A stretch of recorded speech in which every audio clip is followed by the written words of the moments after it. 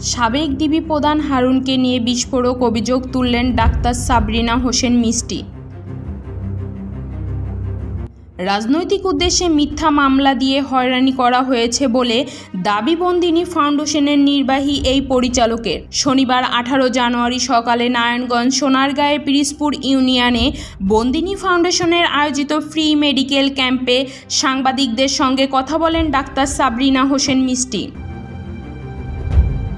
এ সময় তিনি সাবেক ডিবি প্রধান হারুন অর রশিদের বিরুদ্ধে একাধিক বিস্ফোরক অভিযোগ তোলেন এবং তার বিরুদ্ধে রাজনৈতিক উদ্দেশ্যে মিথ্যা মামলায় ফাঁসানোর গুরুতর দাবি করেন।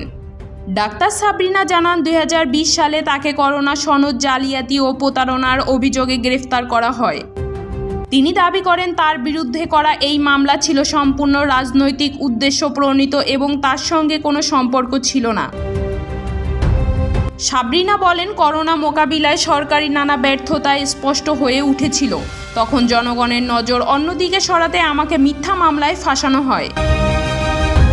ডাক্তার সাবরিনা বলেন, আমার মামলার সময় সাবেক ডিবি প্রধান হারুন অর রশিদ তেজগাঁ জোনের ডিসি ছিলেন। আমাকেও তেজগাঁ থানায় একটি মামলায় সম্পৃক্ত করা হয়।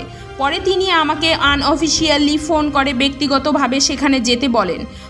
পরে একাধিকবার ফোন করে আমাকে যেতে বলেন, তবে ওনার কি উদ্দেশ্য ছিল তা জানা নেই।